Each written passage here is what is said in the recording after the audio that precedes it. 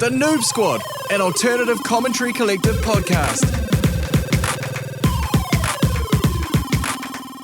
What's up, mother players?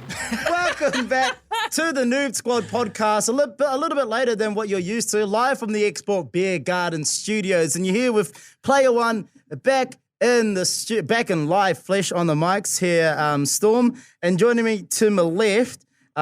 Player 3, who's been absolute pest texting up old Coco, Crash Bandicoot's sister, is Joe Shuka. Yeah, look, I thought I had a thing with her, you know, what is sent in the DM stays in the DMs. It's not going to then be leaked out to the press. I know ZB have been talking about it. I know the Hits have been talking about Today it. FM. Yeah, Today FM. Duncan Garner had a good go at you. Yeah, had a big scoop all over the news. So, a little bit disappointed by that, but, you know, I stand by everything I said. And I'm fully supporting you from afar. Thank you very much. And joining us from home is probably working on his current mural campaign and the latest city skylines. It's Chris Keyz. G'day, man. G'day, guys. You'd think, based on the amount of punishment I've dealt out on this podcast regarding that very game, that I'd be playing a lot of it, because I'm actually in COVID isolation. My partner's sick. I'm testing negative, and so I've pretty much just been welded to my PlayStation for the entire time. So I'm actually living the dream at the moment. Oh, well, I'm glad to, and I hope you're okay. We'll ramble through this so we can get you back into bed playing a little bit of City Skylines to get you through the good moods. I just wanted to put this out there, boys, and this is going to be a little bit contentious. Some may call me a traitor of sorts, but look, after a good few years, actually, it's pretty hard to say. Actually, I feel really guilty about this. Right. I may be. Shit, sorry.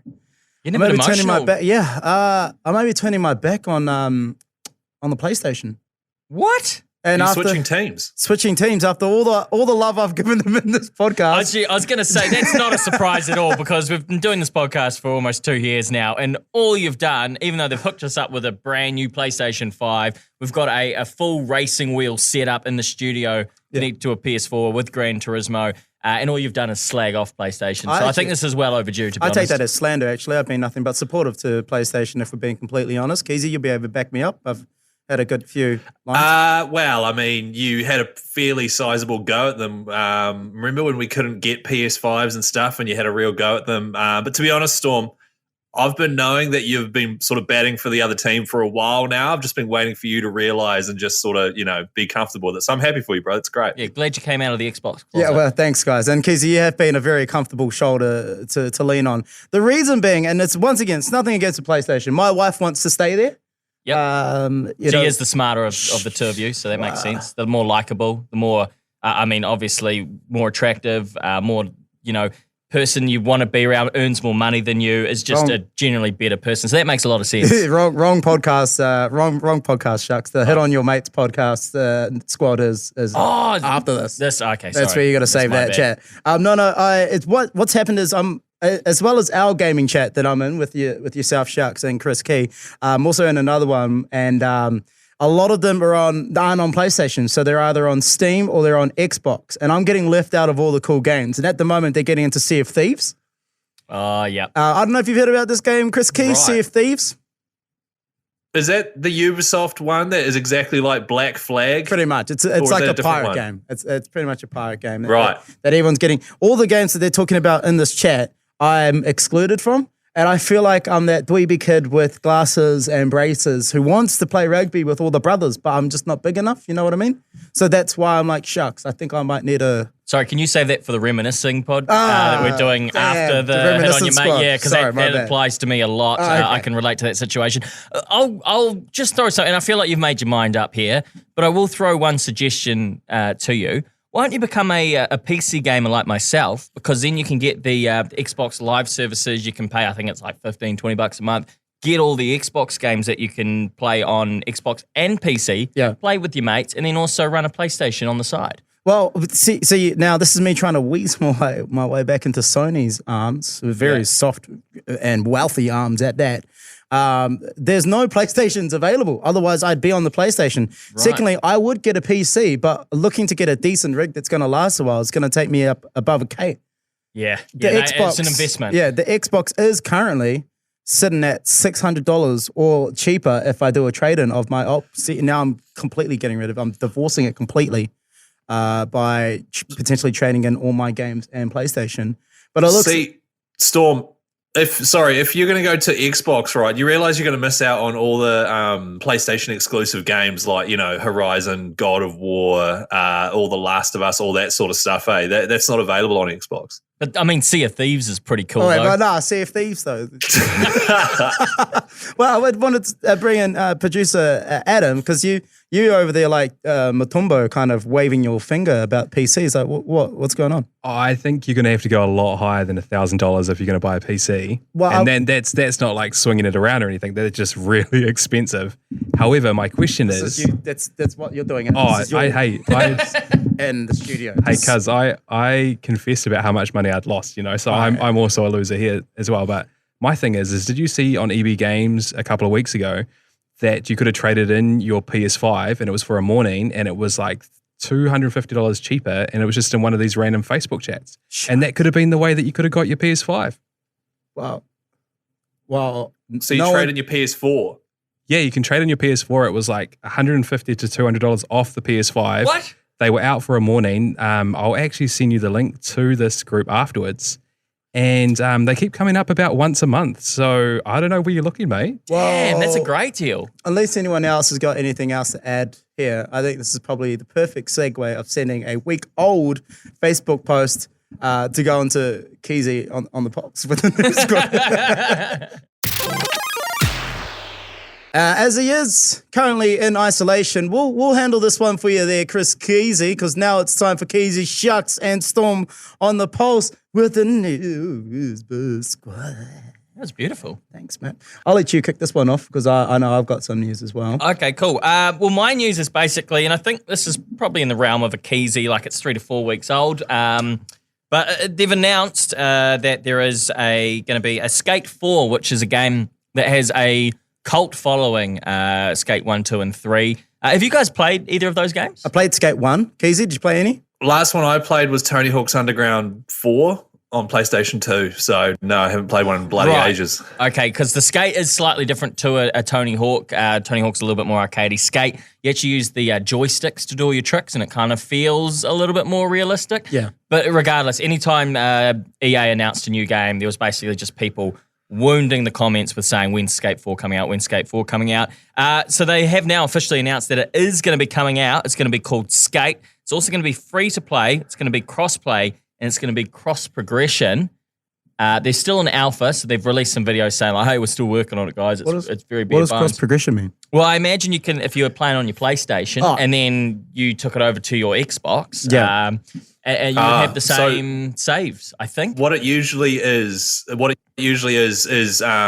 Xbox and PC people can play with one another. Yeah. Or PC and PlayStation people can play with one another, but they never seem to let PlayStation and Xbox people play against one another.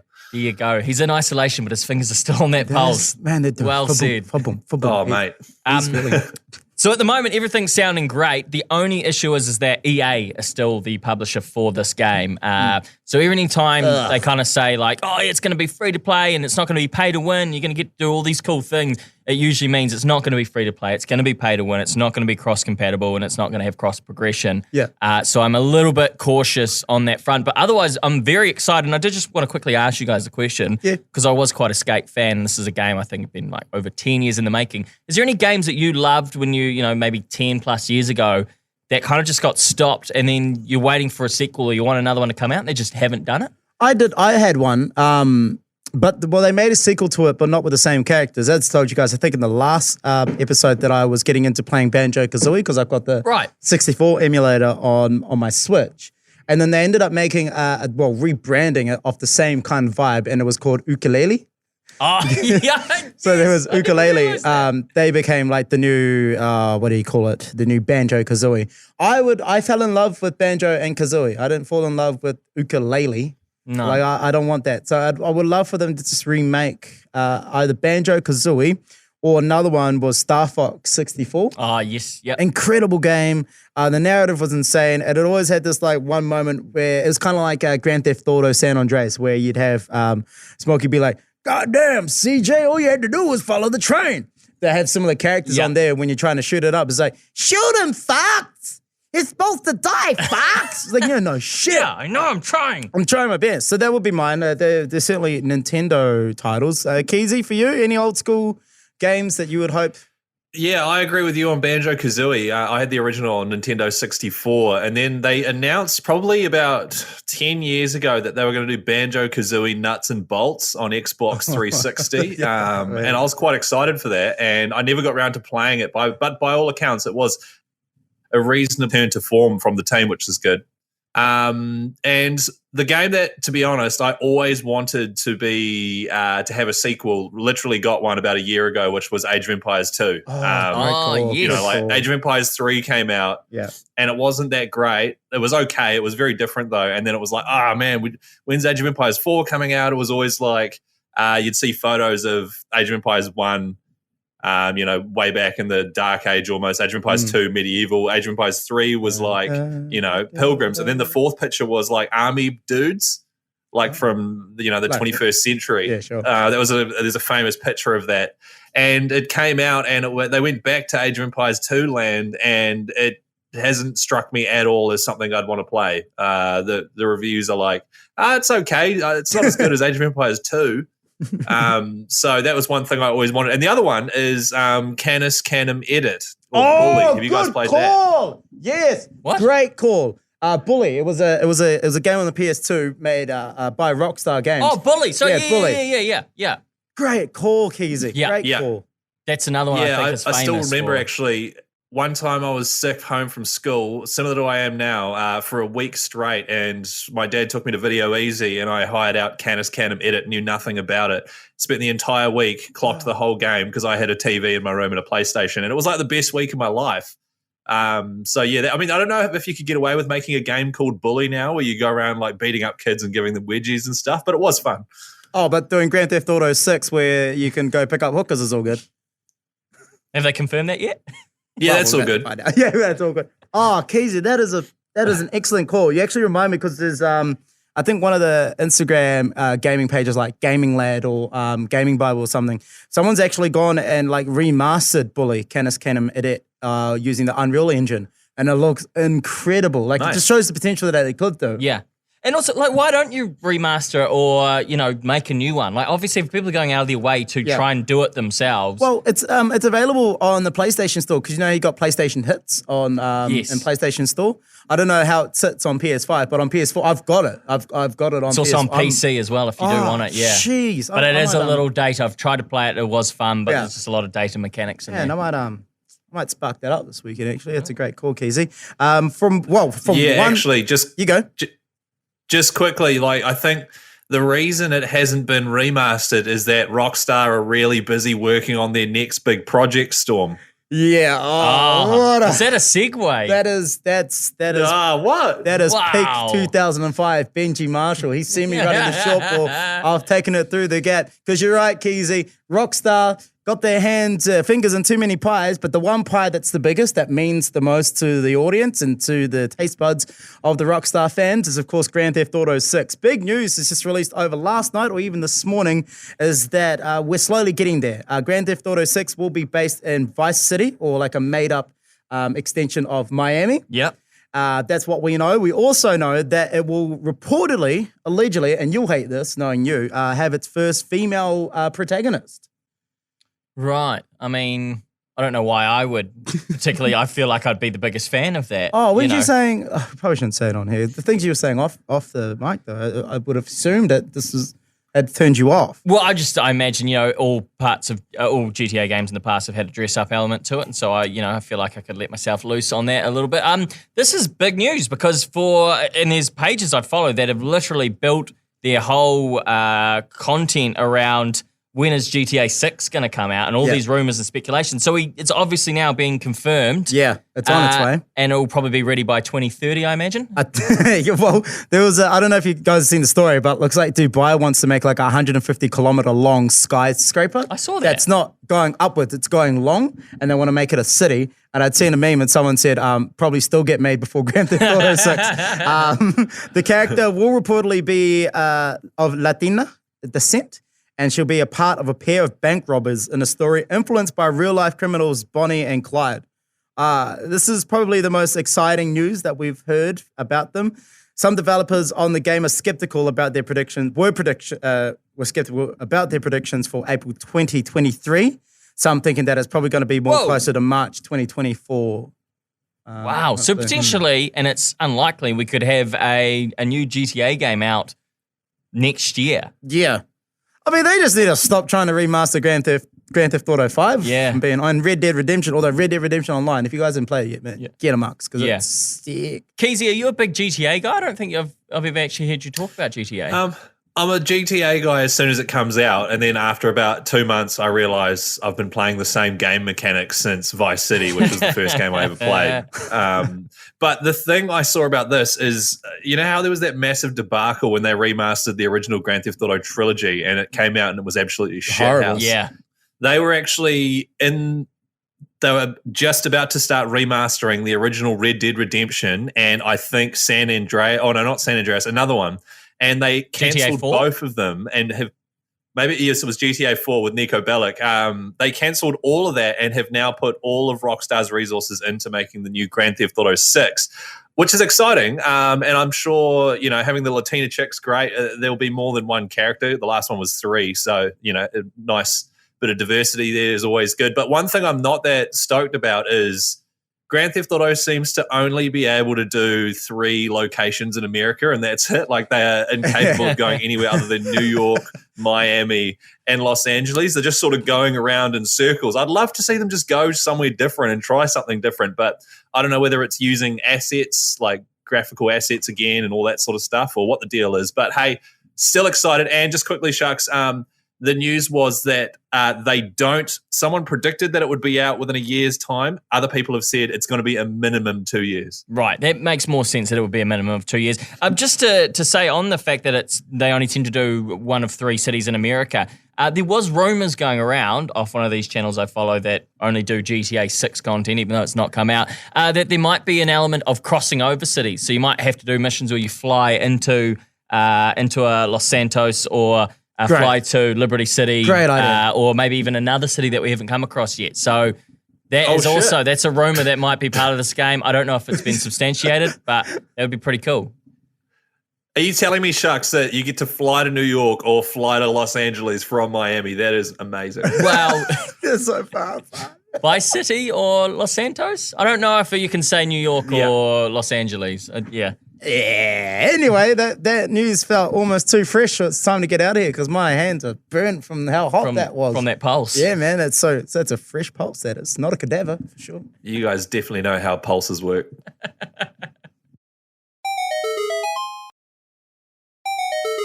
So, boys, I came across this video on TikTok, and it was a level 100 Rattata beating a level 100 Mewtwo. I didn't stay to watch the whole video because obviously it's going to take a bit of time. Yeah. But it made me think anything is achievable when you put your mind to it. And if you were to think that you were a Pokemon, like a Shuka, a Keyz, or a Stormzy, that was the Pokemon name. Like, what level are you at the moment? Like, what evolution stage? Do you think you're like a Charizard or Charmeleon, Charmander, first, second, third?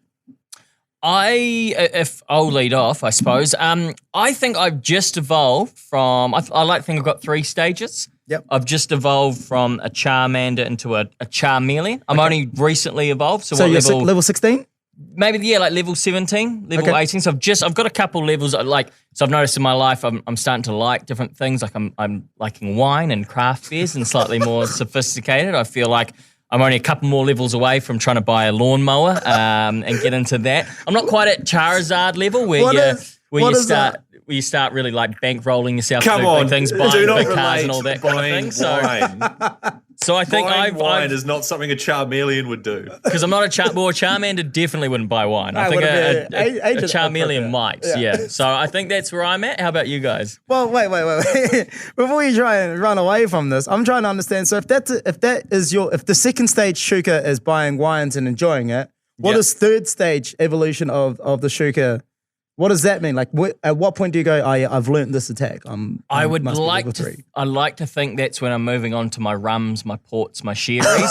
But there's also another evolution. I'm a little bit like, what's the one where you give it a certain stone and you can evolve a different way? Oh, it could be I could also come full circle and just want to drink Spates, like any 80-year-old in the RSA. Just give me a Spates or a Line Red. And I'm good as gold. So I might devolve in a way as well. Well, you would change your evolution expectancy depending on what level you decide you're going to evolve at. Yeah. So say at level 32 is when you're expected to go into level 3 evolved shucks. Yeah. You're like, no, I'll hold out for a bit and I'll evolve at level 40.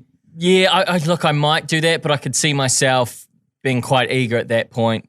Probably have a couple children as part of the evolution potentially, and so I just want to move on to the next stage. I feel like they become part of your like evolution photo. You know how it is? It's almost like is it Diglets where they've got the different and they'll be hanging I'll just be the depressed one up front. What about yourself, Keyz? If you were to put yourself into a level or stage of Pokemon?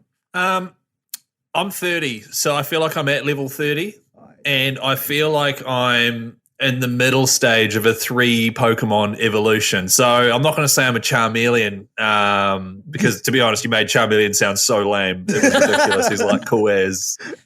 Hey, you own a lawnmower as well, Keyz, so. Actually, no, I don't. Shame. Shut up. I pay a Papua New Guinean guy to come around and do it every 2 weeks. So that's almost a Charizard. That's level 3 evolution stuff, man. That's level 3 evolution stuff. Well, that's the level I'm on, is that my level 2 is the same as Shucks' level 3, which he's yet to reach. But so I'm 30 years of age, and I think I'm about level 30, which is, you're starting to really learn your good attacks. I think between 30 and 40 is when I'm going to learn a lot of new moves. And then I think at about level 42 is when I'll evolve big time into like, how in every sort of new edition of Pokemon, there's one lot of 3 Pokemon who are hearty as and evolved late as, and you can't get until late in the game. Do you know what I mean? So like, for example, it's Dratini, Dragonair, and Dragonite in the originals. Yeah. And then the one after that is, I don't know, some other dude. I feel like that's my situation right now. And when I hit 42, I'm going to be rich. I'm going to be incredibly successful. I'll know like Hyper Beam, maybe Skull Bash and a few other things like that. Although, to be honest, this week I feel more like Snorlax. I've done absolutely F all, and I've just sort of sat in the way of people's progress whilst playing video games. So, yeah. What about you, Storm? I'm so different. I think we're all being quite different, which is quite nice. But I do think that I am level 30, but I'm still at the first evolution stage.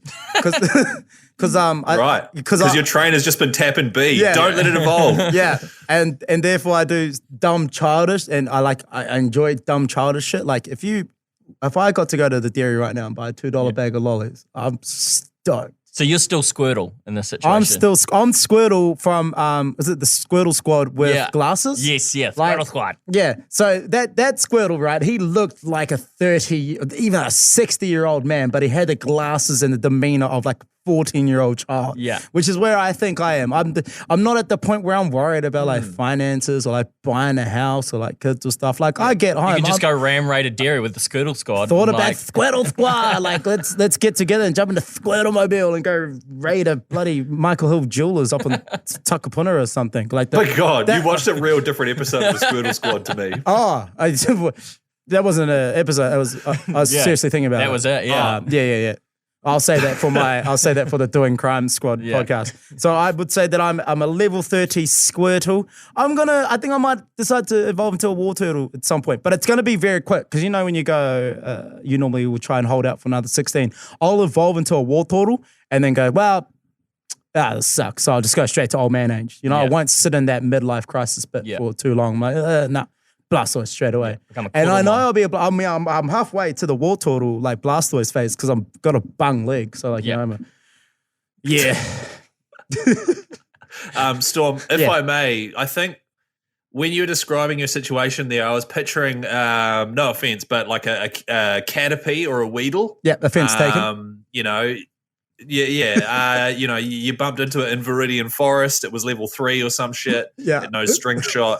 And your trainer has just been pushing B, refusing to let it evolve. Yeah. You're now at level 30. And I think it's time you went into your beautiful Kakuna or your Metapod and you emerged as a beautiful Butterfree. You know what I mean? Yeah. I think that's what's next for you. I certainly would rather be a Butterfree than a vicious looking Venomoth, if I'm being completely honest. Beedrill. Yeah. Beedrill. That's actually a really beautiful sentiment, Keyz. So thanks for that. I think we've all learned about ourselves in this segment. No worries, man. If I can find a way to compliment you while calling you a Weedle, then I truly am level 30. Oh, honestly, you give me you give me Oddish vibes, just so it's and you're evolving into a fire. Well, player. Shucks gives me Weeping Bell vibes. What's up, gamers? No, just joking. For this last part, fellas, I've been battling away for about the last 3 months trying to, maybe it's 3, I feel like it's been more than that, trying to finish Horizon Forbidden West, which is, I've got it on PS5. I've got the 65-inch 4K TV. It looks absolutely phenomenal. It's a giant game. And I know. Yeah, so good. And I said on the last podcast that I would 100% finish the games just so I could move on to it, because I mentally am enabled to just stop a game unless it's really bad. Like if I'm enjoying it, I have to finish it. I understand you guys are the opposite, though. You would have probably called it quits about a month and a half ago and moved on to something else. I don't know how to do that, but I did finish it. It was an awesome game. The ending was reasonable and massively sets up for the third Horizon, which is nice. But I also felt empty and dead inside, so that I could have, just switched it off a lot earlier, moved on to something better. So what I want to know is, are there games for you guys that you've just kicked to the curb, even though they are good? And I want to know what it's like, because I've never done that before. Yeah, I'm a serial non-completionist, if I'm being completely honest. I talk up a big game in here when I'm saying, like, this final boss fight was incredible. But half of them I've watched my cousin do it, or I've or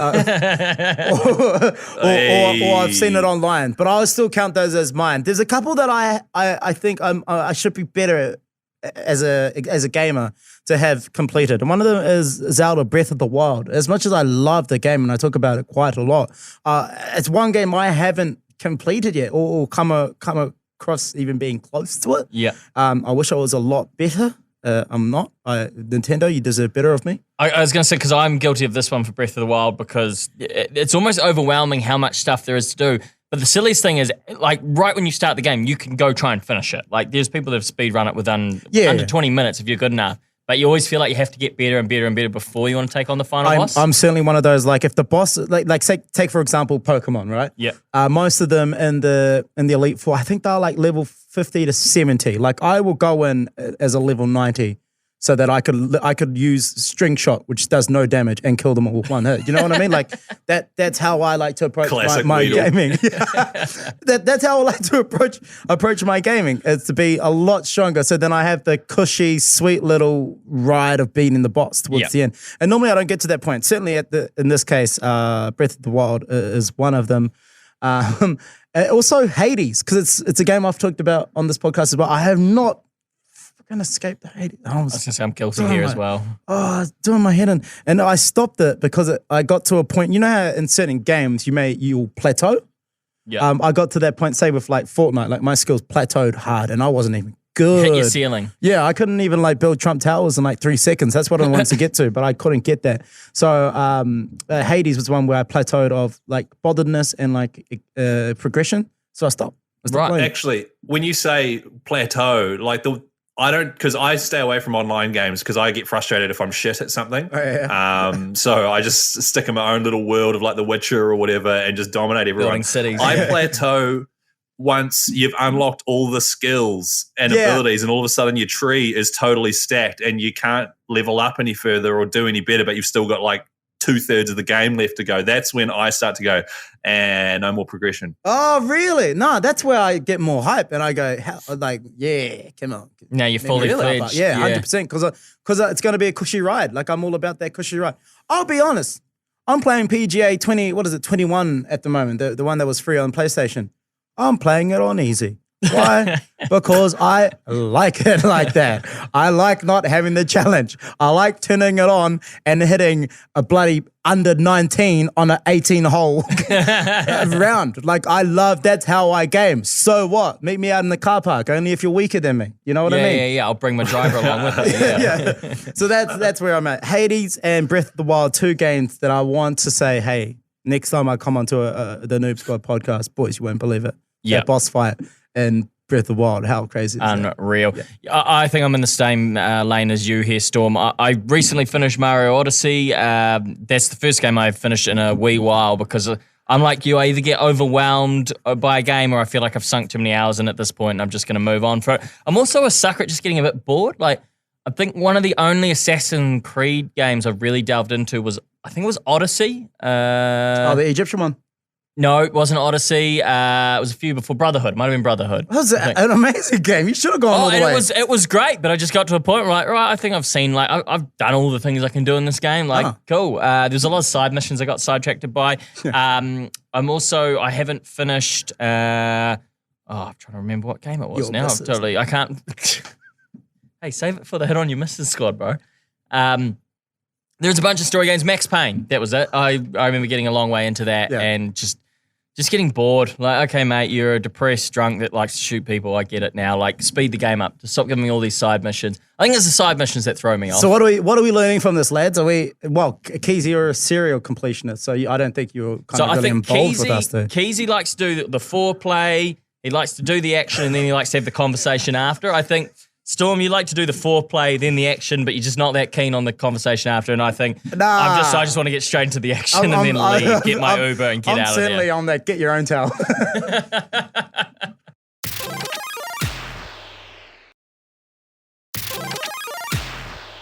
Lads, before I get out of here, I haven't had a chance to download it yet. Or I can't remember if it was still free or not. I did read somewhere that it was free. I could have been wrong.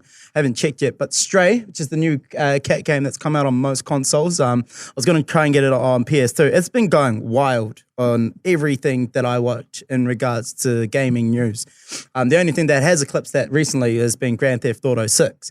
With that being said, is this of any interest to you, gentlemen? Yes, this is the game you play as a cat. I think you're like a detective cat. Yes, in a dystopian world, and you're trying to save humanity or something like that. But I saw the trailers for it about 6 months ago. I thought, yeah, that's a bit of me. Have recently found out though that watching some gameplay, that's a lot of like quick time events. Like the jumping isn't free jumping. It's like go to the ledge, aim at the thing, and then hit X, and it lands there. And I feel like that's taken a bit of the excitement away from me. Well, certainly if you're like trying to be a cat, like no cat is going up to the ledge and going, I'll think about this. Yes, yeah, they're just doing it. Just like, you don't know that. Yeah. Well, what, do you? No, I'm just saying, but we don't know how cats operate. Cats might approach a ledge, see a button, and then push it. We just don't know that. What do they? I feel like I was about to get like real defensive on my knowledge of cats, but I will tend to side with you on this one, Keyz. I'll side with you on this one and say that you're probably right, but like way to stink that whole progression of where we're going with that chat.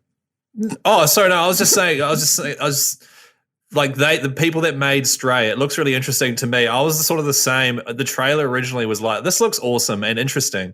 And then now that it's out, I've sort of watched a wee bit of gameplay and I'm like, I don't know if I can be bothered being a cat. Yeah. You know what I mean? Like being a cat, hearty person. Being a cat or having that quick time option? No. I'm fine with quick time events. It's no issue whatsoever.